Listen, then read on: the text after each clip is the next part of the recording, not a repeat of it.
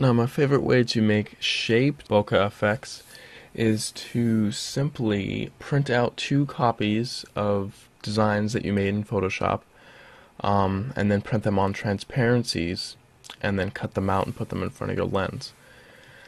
These transparencies, I just printed them out at Copymax, and you could also do it at Kinko's, or you could even buy your own transparent paper and do it yourself that way.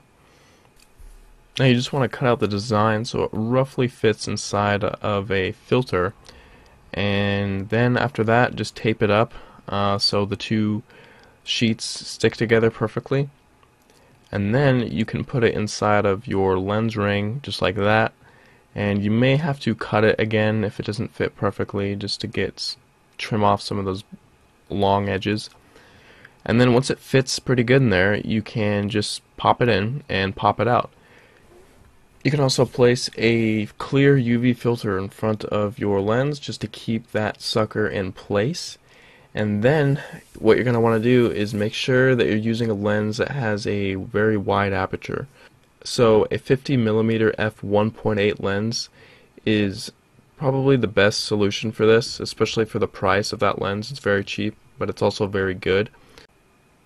One other thing is that if you're printing out text, you want to make sure that the text is placed backwards on front of your camera lens.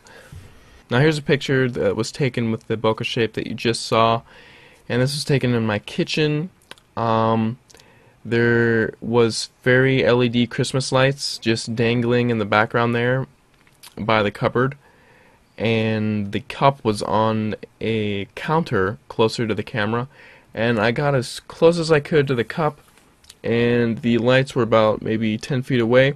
You just want to focus on the cup and make sure you're on the 1.8 aperture, and you should get a shot like this.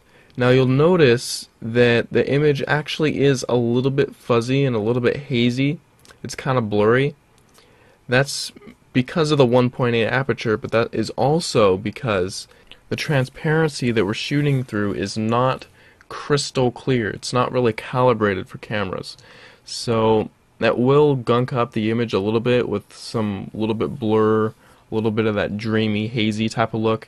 You can use that to your advantage, but if you want your photo more clear, what you're going to have to do is take construction paper and take a very accurate, small and sharp razor knife and cut out the shape that way.